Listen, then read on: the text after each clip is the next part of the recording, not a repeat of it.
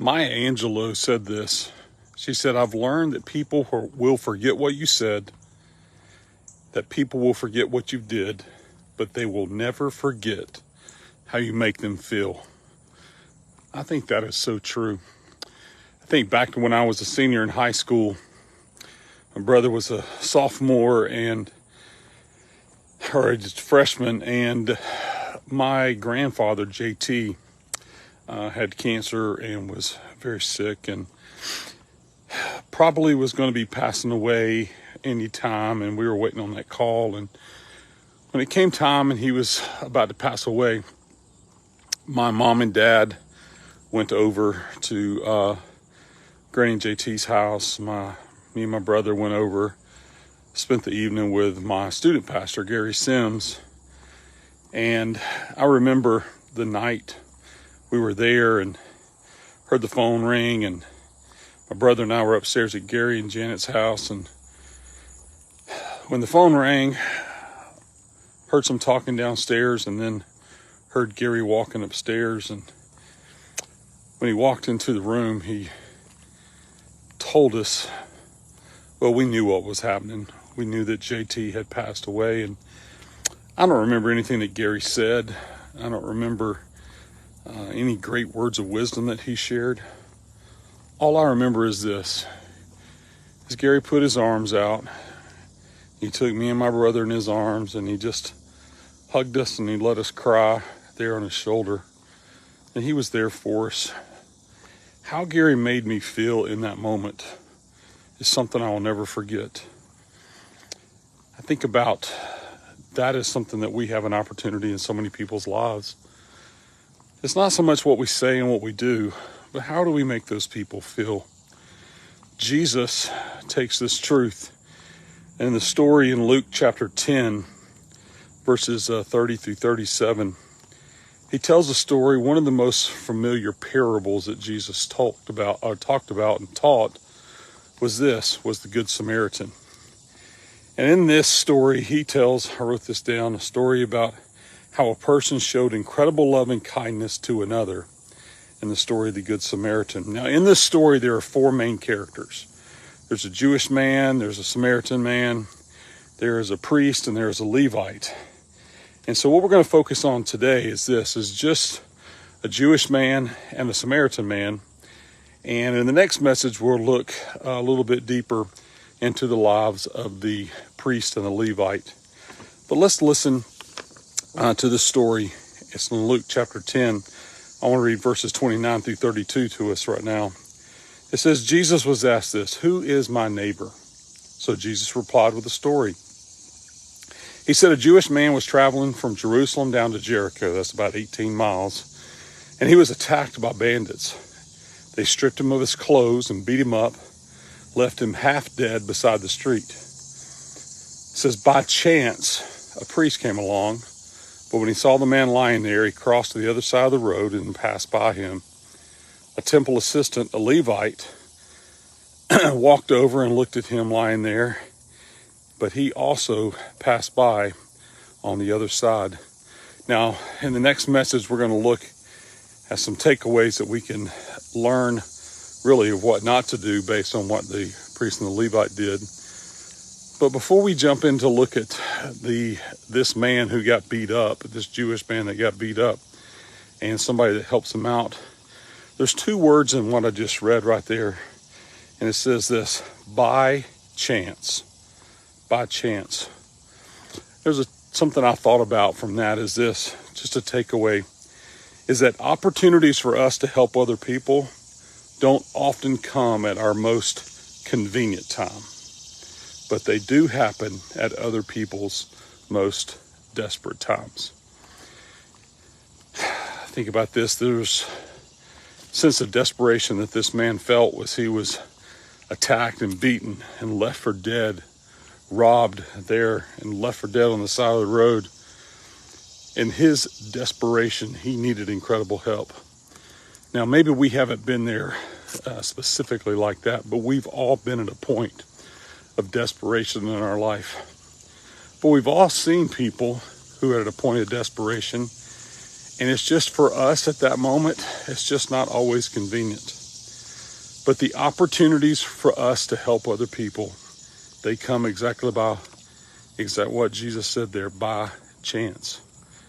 We have an opportunity when those chance encounters with desperate people happen to be able to meet their needs in a powerful way.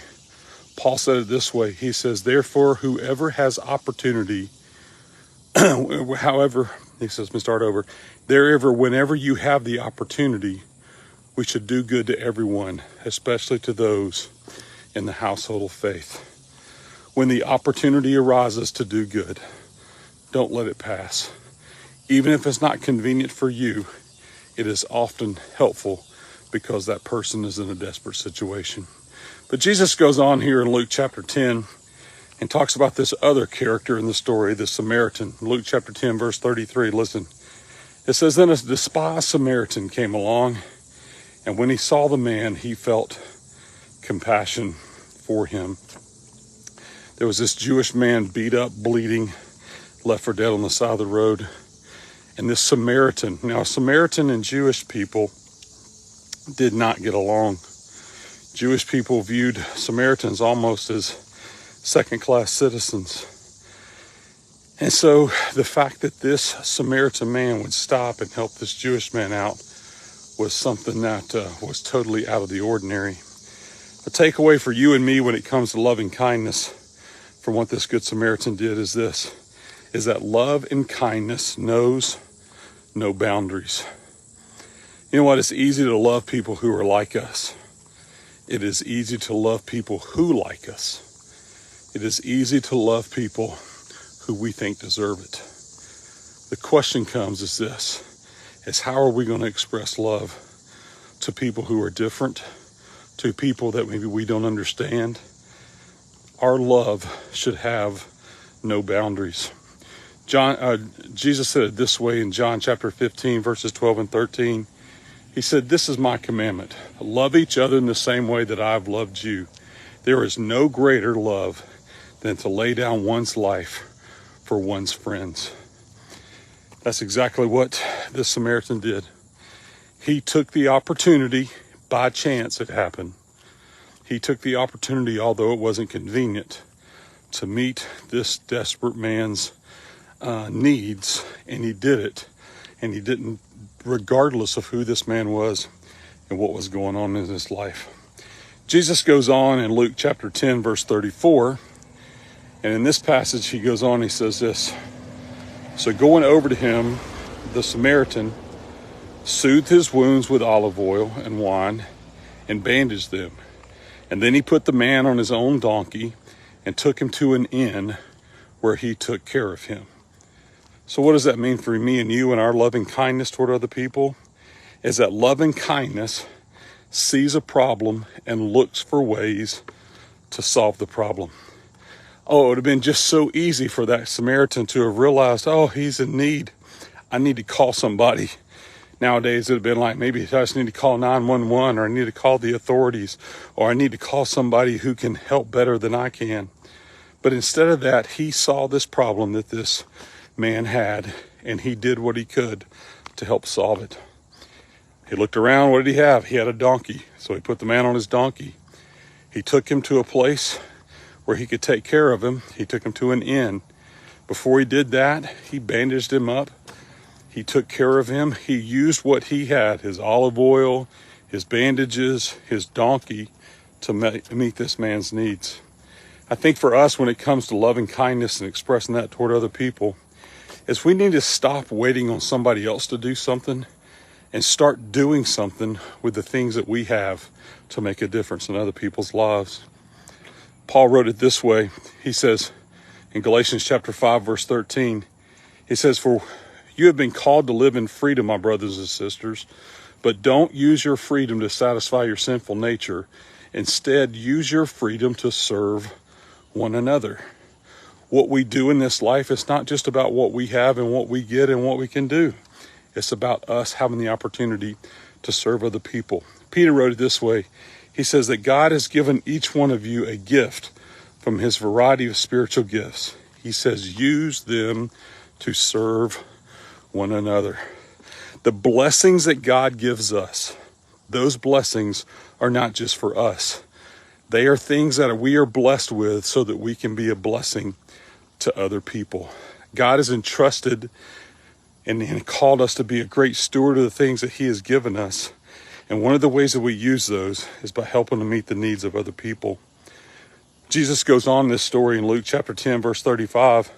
He says, the next day, he, talking about the Samaritan man, handed the innkeeper 2 silver coins, telling him, take care of this man, and if his bill runs higher than this, I will pay you the next time I am here. So not only does loving kindness know no bounds, not only does loving kindness see a problem and solve it, but loving kindness also is willing to do more than expected. I mean, he could have easily just brought him to the inn and said, look, I took care of him, I bandaged his wounds, I got him to a place where he can get help. But the Samaritan didn't stop there. He did more than what most people would have, right? He said, look, this guy's in trouble. I can't stay right here, but I'm going to pay for everything to make sure his needs are met. So what does he do? He paid for him, and he said, if anything's greater, I'll take care of it when I come back. Now, what does that tell me about this Samaritan man? He probably had a good reputation, and people knew his character for that innkeeper to trust that if the bill went higher than 2 silver coins, that he would be back. I think we need to understand that consistency in our character, having a good reputation, is something that allows us to meet people's needs in a way that, you know what, even if we can't do everything right then, our reputation allows us to do more because this innkeeper trusted that the Samaritan was going to come back. Our character reinforces and opens opportunities for us to love people as well. Jesus said this in Matthew chapter 5, verses 40 and 41. And it's this whole thing about extra, doing more. He said, look, go an extra mile if somebody asks you to go one. Give them the shirt, right? If they ask for a shirt, give them a coat. It's just this whole thing about doing more than is expected. Jesus finishes up here in this passage in Luke chapter 10, verses 36 and 37. It says this, that Jesus asked this question. Now, which of these 3 would you say was a neighbor to the man who was attacked by the bandits? The man replied, the one who showed him mercy. It says, then Jesus said, yes, now go and do the same. The last takeaway or principle for you and I to prepare or to apply to our life is this, is to remember that our love for God is expressed in how we love others. And our love for others reflects God's love to them. It's one thing to tell somebody that God loves them. It's a whole nother thing to show them love that we give and we express to them. And by meeting their needs and doing the things that we can to serve them, it allows God's love to become real in their life. They see an example. Not only do we tell them a truth, but we show them the truth by loving them. Jesus said it this way, your love for one another will prove to the world that you are my disciples. Did you hear what he said? Not that your words will prove, not that your thoughts will prove to the world that you're my followers. He says your love for one another. And he said this so in Matthew chapter 5, verse 16, Jesus wraps up one of the principles in the greatest sermon he ever preached in the Sermon on the Mount. And he says this, in the same way, salt and light, think about being salt and light, he's talking here. He says, let your good deeds shine out for all to see so that everyone will praise your heavenly Father. Our love and kindness expressed to other people is the way that we shine God's love into this world for other people to know who God is, to see who God is, so that they can accept who God is. My name is Jay Thompson. I'm the teaching pastor here at simplychurch.online. And if you've got some questions about what it means to experience the love of God, I would love to partner with you and talk with you and share with you what that looks like on a journey with Jesus. If there's anything I can do, you can shoot me an email. My email is jay@simplychurch.online. Or you can go to our website at simplychurch.online and click the connect button down at the bottom. But I'd love to talk with you about what it means to experience the loving kindness of God. And hopefully there'll be a way that I can help, to meet some of your needs in your life so that you can experience God's love through one of his followers. So next message, we're going to dive in and look at the two guys that passed up this man on the side of the road, the priest and the Levite. And we're going to learn some principles from them of things really that we shouldn't do so that other people can see God alive in us. Hope that message encourages you today. Hope you have a great Sunday, and I'll talk to you again soon. God bless.